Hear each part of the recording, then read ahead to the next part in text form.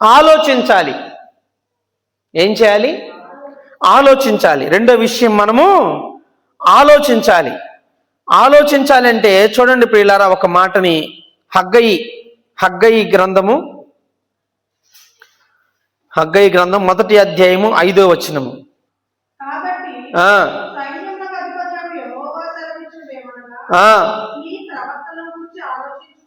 చాలు. ఏం చేయాలంట? కాబట్టి సైన్యములకు అధిపతియగు యెహోవా సెలవిచ్చున్నదేమనగా, మీ ప్రవర్తనను గూర్చి ఏం చేయాలి? చెప్పండి. ఆలోచించాలి. మన ప్రవర్తనను గురించి మనం ఆలోచించాలి. మన ప్రవర్తన బాగుందా బాగలేదా ఆలోచించాలి. మన ప్రవర్తన గురించి మనం ఆలోచించకుండా, మన ప్రవర్తనని మనము చక్కపరుచుకోకుండా దేవుని మందిరానికి మనము రాగలుగుతామా? ఒకవేళ వచ్చామే అనుకోండి, ఏమైనా మేలు పొందుకొని పోతామా? పోము. కాబట్టి మనం ఏం చేయాలా? మన ప్రవర్తన విషయంలో మనం చాలా జాగ్రత్తగా ఆలోచన కలిగినటువంటి వారిగా మనము ఉండాలి. కీర్తనలో 119:5లో ఒక మాట రాయబడి ఉంది.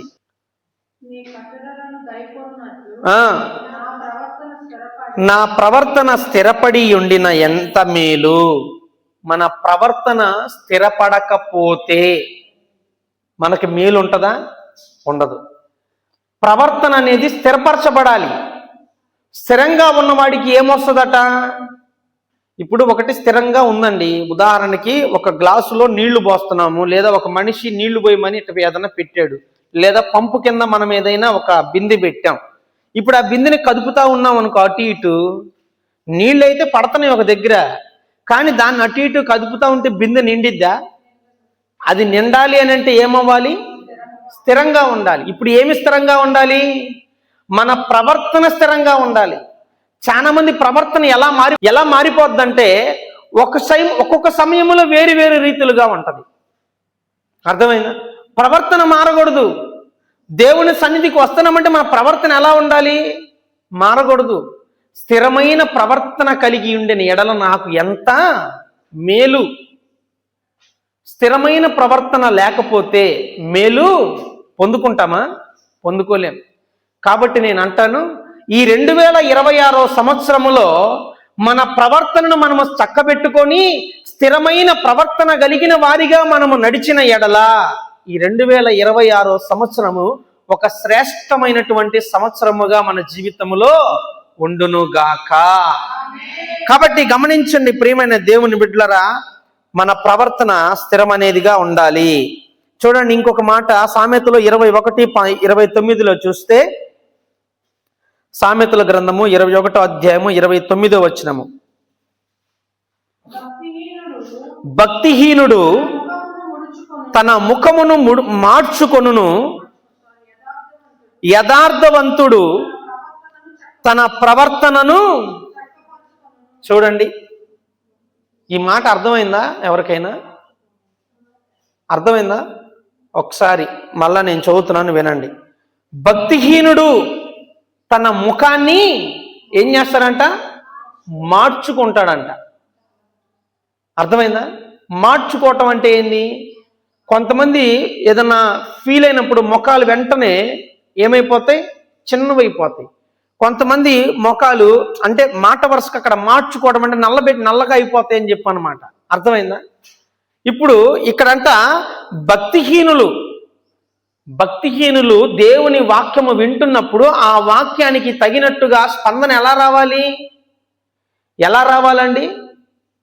భక్తిహీనులు ఒకవేళ వచ్చినప్పుడు, భక్తిహీనత మనలో కలిగినప్పుడు దాన్ని సరి చేసుకోవడానికి ఇష్టపడకపోతే వాళ్ళు ఎవరంట? భక్తిహీనులు. వాళ్ళు ముఖాన్ని మార్చుకుంటారంట. యథార్థవంతుడు ఏం చేస్తాడు తెలుసా? యథార్థవంతుడు అంటే ఏంటో తెలుసా? యథార్థవంతుడు అంటే కావాలని ఏది చెయ్యడు, యాక్సిడెంటల్గా అంటారు. అర్థమైందా? యాక్సిడెంట్ అంటే అనుకోకుండా జరిగిపోతుంది. అనుకోకుండా తన జీవితంలో తప్పు జరగవచ్చేమో, కావాలని తప్పు చేయడు యథార్థవంతుడు. తెలియక తప్పు జరిగిపోయింది కదా, తెలియక తప్పు జరిగిందనుకో, వెంటనే రియాక్ట్ అవుతాడండి? ఏం రియాక్ట్ అవుతాడు? ఉదాహరణకి నా ఫేసు, నా ముఖ కవళికలు చూడండి. నేను అనుకోకుండా ఒక తప్పు చేశాను అంటే, ఏదైనా ఒకటి కాళ్ళకి తగిలేసి కింద పడిపోయి పగిలిపోయింది అనుకున్నాం, తెలియకుండా పడిపోయింది అనుకున్నాం. వెంటనే అది తగలగానే అయ్యయ్యో అయ్యో సారీ అని ఫేస్ పెడతాం. ఇప్పుడు నా ఫేస్ ఎలా ఉంది? అదే నాకు కావాలని కొట్టి అది బయటపడింది అనుకో, అప్పుడు నా ముఖం ఎలా ఉంటుంది? చూపించగలుగుతానా? ముఖాన్ని ఏం చేస్తాం? ముఖాన్ని దాచుకుంటాం, అదే మార్చుకుంటాం. అర్థమైందా? కావాలని తప్పు చేసేవాడు భక్తిహీనుడు, ఎరిగి తప్పు చేసేవాడు భక్తిహీనుడు. యథార్థవంతుడు తప్పు చేయడని కాదు, తప్పు జరిగిద్ది, కానీ ఆ తప్పు గురించి తనకు తెలిసినప్పుడు వెంటనే ఎలా ఫీల్ అవుతాడంటే, అయ్యో నా వల్ల తప్పు జరిగిపోయిందని సరిచేయడానికి ముందుకు వస్తాడు. సరి చేస్తారా లేదా? మీకు అనుకోకుండా మీ కాలు దగులో చెయ్యి దగులో ఏదన్నా పడిపోయిందండి, మీరేం చేస్తారు? వెంటనే అయ్యో తప్పైపోయిందని ఆ ఫేస్ వెంటనే తప్పుని ఒప్పుకొని ఆ తప్పుని సరిచేయడానికి ఇష్టపడతారు. అయ్యో అంటారు. అయ్యో అనేటటువంటి ఆ ముఖంలో కనబడిద్ది. కానీ తెలిసి తప్పు చేసినాడు ఎవడన్నా ఉన్నాడు అనుకోండి, ఆ తప్పు తెలిసిందనుకోండి, అరే నా తప్పు గురించి నాకు చెప్తున్నారని తెలిసినప్పుడు వెంటనే ఏమైపోద్ది? అది ఎవరికంట? భక్తిహీనుడికి. భక్తిహీనుల్లాగా మనం ఉన్నామా? మన తప్పు మనకి తెలిసినప్పుడు సరి చేసుకోవడానికి ఇష్టపడదాం. సరి చేసుకోని వాళ్ళంట భక్తిహీనులంట. భక్తిహీనులుగా మనం ఉంటే పరలోక రాజ్యంలో ఎవరికి ప్రవేశం లేదండి? ప్రవేశం లేదు. కాబట్టి గమనించండి ప్రియమైన దేవుని బిడ్డలారా, మనము మన ఆలోచనను ఏం చేయాలి? చక్కబరుచుకోవాలి. మన ఆలోచన గురించి మనం చూసినప్పుడు దేని గురించి ఆలోచించాలట? మన ప్రవర్తన గురించి ఆలోచించి ఆ ప్రవర్తనని స్థిరపరుచుకునే వారిగా మనం ఉండాలి. మన ప్రవర్తన స్థిరపరచబడితేనే మనకి మేలు జరుగుతుంది. మన జీవితము దేవుని యొక్క మేలులతో నింపబడుతుంది.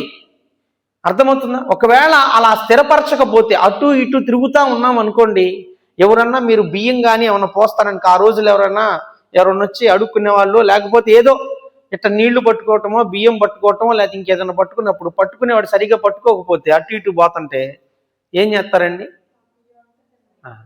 కింద పోతాయిగా. అట్లా అంటే అది మేలు, అది ఆశీర్వాదం. మనం స్థిరంగా లేకపోతే ఆ ఆశీర్వాదం అనేది మనము పొందుకోలేం, ఆశీర్వాదాన్ని మనము అనుభవించలేం. కాబట్టి మన ప్రవర్తన ఎలా ఉండాలి? స్థిరంగా ఉండాలి. అట్టి ప్రవర్తన మనము కలిగి ఉందుముగాక. మరొక విషయాన్ని మనం చూసినట్లయితే ప్రియులరా, మూడో విషయము చూడండి, మనము తిరగాలి. ఏం చేయాలి? తిరగాలి. ఎన్నో విషయం ఇది? మూడో విషయం. ఇక్కడ ఏ విషయంలో మనము తిరగాలో చూద్దాం. 2వ దినవృత్తాంతముల గ్రంథము 7వ అధ్యాయం 14వ వచనం. నా పేరు పెట్టబడిన నా జనులు తమ్మును తాము తగ్గించుకొని ప్రార్థన చేసి నన్ను వెదకి తమ చెడు మార్గములను విడిచిన ఎడల ఆకాశము నుండి నేను వారి ప్రార్థనను విని వారి పాపమును క్షమించి వారి దేశమును స్వస్థపరచుదును. దేవునికి స్తోత్రం. హల్లెలూయా. చూడండి, మనం ఏం చేయాలంట? తిరగాలంట. ఇప్పుడు దేవుడు వాక్యం వింటున్నాం కదా, ఈ వాక్యం విన్నప్పుడు ఈ వాక్యములో నుంచి దేవుడు నీతో మాట్లాడుతున్నప్పుడు దీని విషయంలో ఏమవ్వాలి? దేవుడు వాక్యం చెప్తుంది, మీరెవరంట? నా పేరు పెట్టబడిన జనులు. మీరెవరో కాదు, దేవుని పేరు పెట్టబడిన జనులు. అర్థమైందా? ఏం చేయాలంటే మీరు తమ్మును తాము తగ్గించుకొని, ఒకవేళ దేవుని సన్నిధిలో హెచ్చించుకున్నామేమో, ఒకవేళ మనం హెచ్చించబడితే మనం ఏం చేయాలి? మనల్ని మనము తగ్గించుకొని ఏం చేయాలంటే ఇక్కడ ప్రార్థన చేసిన ఎడల, ఏం చేసిన ఎడల? ప్రార్థన చేసిన ఎడల, నన్ను వెదకిన ఎడల, తమ మార్గములను చెడు మార్గములను విడిచిన ఎడల ఆకాశము నుండి నేను వారి ప్రార్థనను విని వారి పాపములను క్షమించి వారి దేశమును స్వస్థపరచుదును. దేవునికి స్తోత్రం, హల్లెలూయా. చూడండి ప్రియులారా, లోపము అందరిలో ఉంటుందండి. నిలబడి మాట్లాడుతున్న నాలో కూడా ఉంటుంది. అర్థమైందా? ఎందుకని? ఇప్పుడున్నటువంటి మందిరాలు ఆ రోజుల్లో ఉన్నటువంటి మందిరం కాదు ఇది. అర్థమైందా? ఆ రోజుల్లో ఉన్న మందిరంలో ఏమున్నాయి? ఆవరణం ఉంది, పరిశుద్ధ స్థలం ఉంది, అతి పరిశుద్ధ స్థలం ఉంది. అర్థమైందా? ఆవరణములో ఎవరుంటారు? అందరూ ఉంటారు. పరిశుద్ధ స్థలములో ఎవరుంటారు? పరిశుద్ధ స్థలములో కూడా చూస్తే ప్రియులరా, అక్కడ ఉండేది ఎవరనంటే ఆవరణములో ఉన్న వాళ్ళే వస్తారు ఇక్కడికి కూడా. అర్థమైందా? ఆవరణములో ఉన్న వాళ్ళే వస్తారు. అర్థమైందా? అయితే అతి పరిశుద్ధ స్థలం ఉందే, అతి పరిశుద్ధ స్థలములో ఈ పరిశుద్ధ స్థలములో ఉన్నవాడు అతి పరిశుద్ధ స్థలములోకి వెళ్ళాడు అనుకోండి, ఆ రోజుల్లో ఏమయ్యేవాళ్ళు? అతి పరిశుద్ధ స్థలంలో ఎవరుంటారండి? ఆ యొక్క మొట్టమొదటి యొక్క గుడారముని మనం చూస్తే, మందిరాన్ని చూస్తే ఎవరుంటారంట? అతి పరిశుద్ధ స్థలములో దేవుడు ఉంటాడు. అక్కడేముంది? అతి పరిశుద్ధ స్థలం, పరిశుద్ధ స్థలం, ఆవరణం. అవునా? ఇప్పుడు మనిషి పరిశుద్ధ స్థలములో ఎవరు చచ్చిపోరు. అర్థమైందా? పాపములో ఉన్న ఆడు పరిశుద్ధ స్థలంలోకి వచ్చినా ఆడికి ఎక్స్క్యూజ్ ఉంటుంది. కానీ అతి పరిశుద్ధ స్థలాన్ని తాకలేడు. తాకితే ఏమైపోయేవాళ్ళు? చచ్చిపోయేవాళ్ళు అక్కడే. ఈరోజు ఇది పరిశుద్ధ స్థలం, ఇది ఆవరణం. అర్థమైందా? ఇది పరిశుద్ధ స్థలం, అది ఆవరణం. ఈరోజు పరిశుద్ధ స్థలంలో కూడా చాలా మంది ఏంటంటే, చెప్తాను అంటే నేను ఎవరిని తప్పు పట్టట్లేదు. ఎందుకు చెప్తున్నానంటే, పరిశుద్ధుడు ఎవడూ లేడండి. మనందరం కూడా పాపులమే. ఏదో ఒక విషయంలో మనందరం మనుషులమే. ఏదో ఒక విషయంలో ఉదయం లేచిన దగ్గర నుంచి సాయంత్రం పడుకునేదాకా ఏదో ఒక విషయంలో సేవకుడైన నేను కూడా తప్పిపోతాను. అర్థమవుతుందా? సేవకురాలు కూడా తప్పిపోవచ్చు. అర్థమైందా?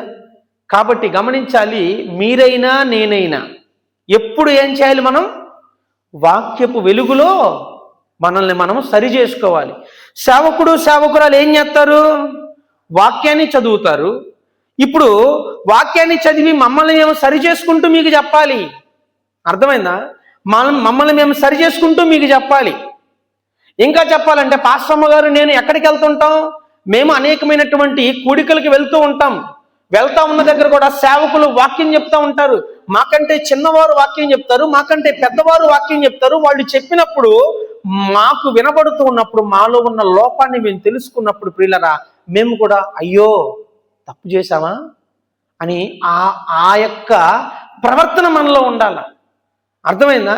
అంతేగాని మనము ఏంటంటే, మనము ఈ పరిశుద్ధ స్థలంలో ఉన్న నేనైనా తప్పులు చేస్తానే ఉంటాను, మీరైనా చేస్తూ ఉంటారు, ఎవరైనా చేస్తారు. కాబట్టి గమనించండి ప్రియమైన దేవుని బిడ్డలారా, అలాంటి సమయంలో ప్రార్థన చేసి ఆయనను వెదకి మన చెడు మార్గములను విడిచిన ఎడల ఆకాశము నుండంట ఆయన మన ప్రార్థన విని ఏం చేస్తాడంట? మన పాపములను క్షమించి మన దేశమును, అంటే ఏంటి దేశము అంటే? మన ఇల్లు, మన శరీరము. అర్థమైందా? మనము పనిచేస్తున్నటువంటి ప్రాంతము, అంటే మన ఉద్యోగం, ప్రతి దానిని కూడా దేవుడు ఏం చేస్తాడంట?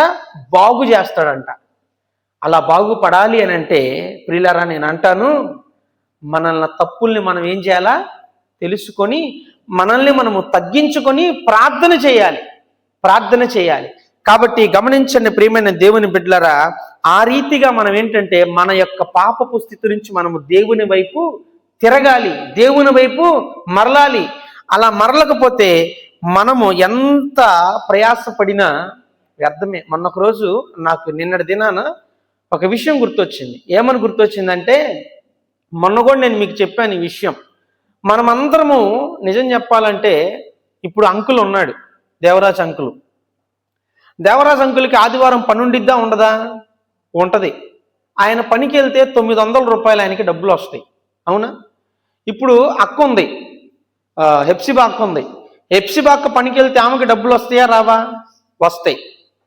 మరి డబ్బులు వచ్చేటప్పుడు డబ్బులు సంపాదించుకోవడానికి వెళ్లకుండా దేవుడి మందిరంలో ఎందుకున్నారు? ఎందుకు అనంటే దేవునికి ప్రాధాన్యతనిచ్చారు. అర్థమైందా? దేవునికి ప్రాధాన్యతనిస్తున్నటువంటి మనము అంటే ఏంటి? లోకములో ఏం వదులుకున్నాం? డబ్బును వదులుకున్నాం. డబ్బును వదులుకున్నాం అని అంటే ఏంటి? దానికి ద్వారా వచ్చేటటువంటి ఆ సంతోషాన్ని వదులుకున్నాం, ఆనందాన్ని వదులుకున్నాం.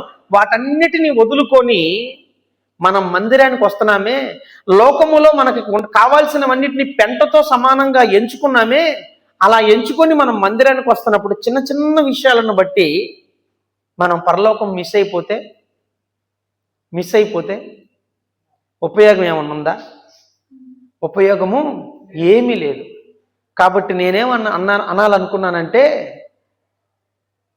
ఉంటే మందిరం కొరకు ఉండండి, ఉంటే దేవుని కొరకు ఉండండి, లేకపోతే అట్టన్నా ఉండండి.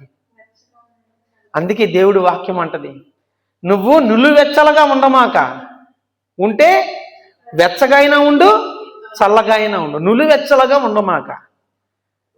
ఉపయోగం లేదు కదా ఆ స్థితి.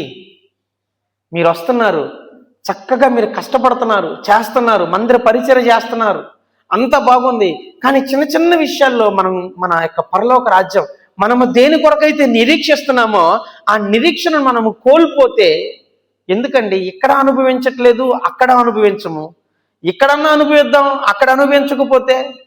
నేనైతే ఇదే చెప్తాను అందరికీ, అవునంటే అవును, కాదంటే కాదు. నేను అట్లాగే మాట్లాడతాను. రేపొద్దున నా జీవితంలో అయినా కానీ ఒకవేళ నేను దేవుళ్ళో నేను సరిగా ఉండకపోతే లోకములో ఉన్న వాటన్నిటిని వదులుకొని ఉండడం ఎందుకండి? అవునా కాదా? కాబట్టి నేను అంటాను, ఉంటే అట్టైనా ఉండండి, లేదంటే ఇటైనా ఉండండి, మధ్యలో ఉండమాకండి. 2 పడవల మీద కాలేసినోడంట అనుకున్నాడంట ఈ ఏరు దాటాలి అని. ఏరు దాడతాడో లేదో మీకే తెలుసు. అర్థమైందా? దాటతాడండి? దాటడు. కాబట్టి అలాగ మనం ఉండకూడదు.